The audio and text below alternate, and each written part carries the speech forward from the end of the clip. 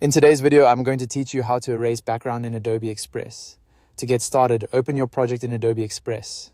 Make sure you're inside the design where the image is already placed, so you can edit it directly without needing to import anything again. If you're working on a multi-page project, just go to the specific page that contains the image you want to adjust. Starting from the correct project and page helps keep the process quick and organized. Once your project is open, select the image you want to edit.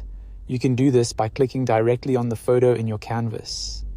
When the image is selected, you should see the editing options become available. It's important to make sure you've selected the image itself and not another element, like text, a shape, or the background of the page.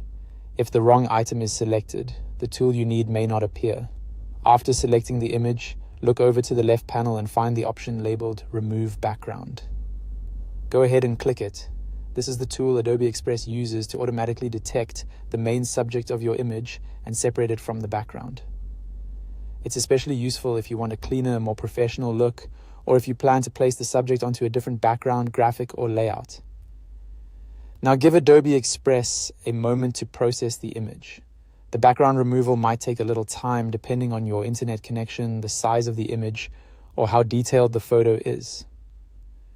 During this step, it's best to wait without clicking around too much so the edit can complete smoothly.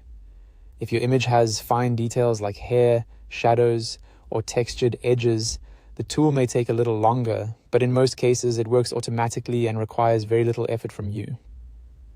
Once the process finishes, the background will be erased, leaving just the main subject of your image. At that point, you're done. You can continue designing with the edited image right away, whether that means leaving it on a transparent background or placing it into a new visual design. That's all it takes to erase a background in Adobe Express. It's a simple feature, but it can make a big difference in how polished your design looks.